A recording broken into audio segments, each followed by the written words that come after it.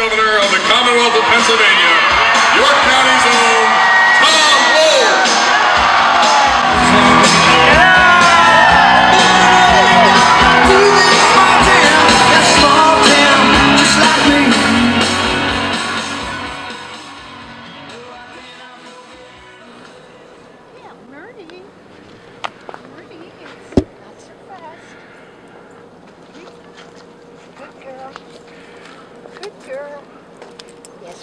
This way. My name is Mary Toomey. I've lived here all my life, was born and raised in my grandfather's house, much like Tom. And I just am so fortunate to be able to say, this is my town, and I'm so proud of it. My name is Maureen Starner, Mayor Mo. I am the current mayor here, have been for a year. And I'm James Kinder, and I was mayor from 1986 to 2010, 24 years, and now retired and enjoying it. But it was incorporated in 1910, and we just celebrated 100 years not too long ago. Actually, the beginning of the town was just the first two streets, Main Street and 2nd Street, and then expanded from there. This picture, this is the lumberyard business that Tom's family started on this side of the tracks. That's the original building, this is still down there. Everything else burnt down in the fire in the mid-70s. Tom's house is not shown here, but it's right here on this corner. And this was the, I guess, the station house where his well, how many greats it is, George, and he's the one that started, and that's who the town is named after, George Wolfe. There's not much, I mean, it's more of a bedroom community. It's not a destination for people to go do things. It's a destination for people to come home to.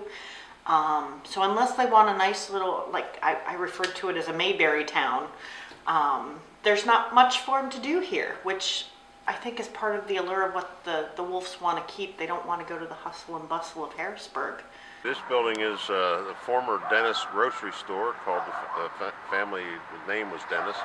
It was a grocery store for the borough of Mount Wolf back before the Super Thrifts and the Giants and all the bigger stores. So all the people in town would come here to buy their groceries and candy and even some of their meats and that kind of thing. And after that, I guess it became a pool hall for a while. Now it's an apartment building.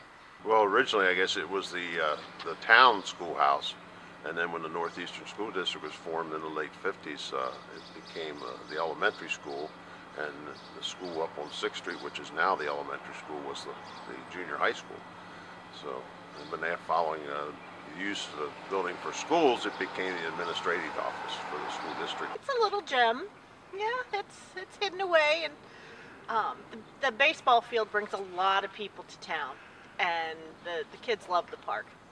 Definitely. It's late 80s, early 90s, we remodeled the whole park. It was all old equipment that was a violation of safety standards. The fact that the borough doesn't have mail delivery and everybody comes to the post office right behind you, this kind of is the center of town because everybody comes here pretty much daily to get their mail. So, you know, it's just it's a part of where everybody walks by every day, and there's always kids here in the summer. Always. It's just.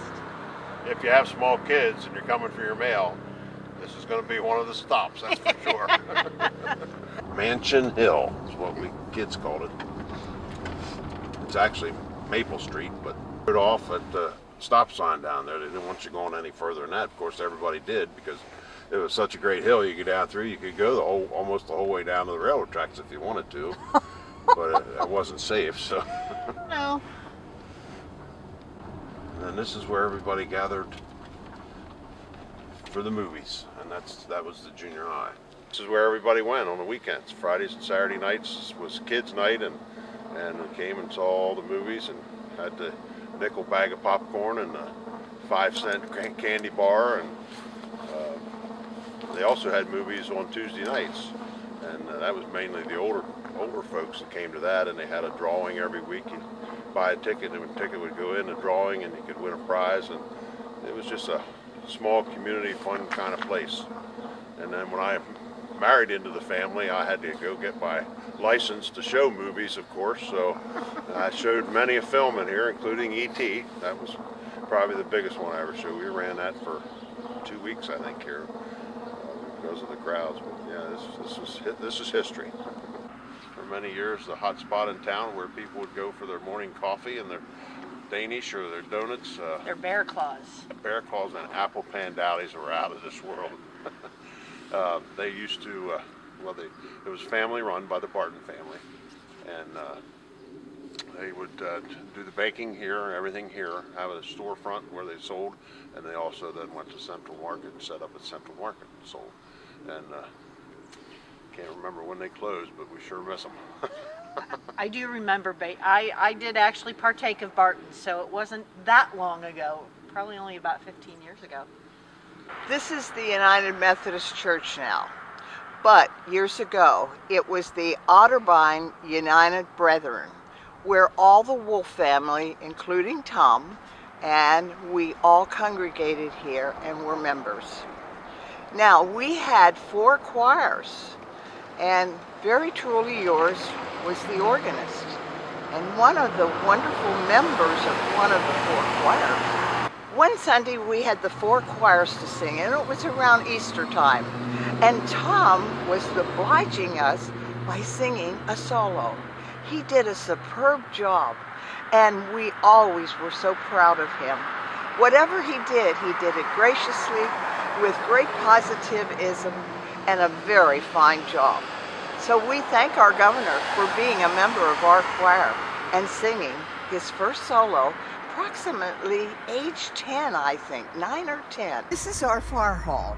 Now this is special because this is where we vote.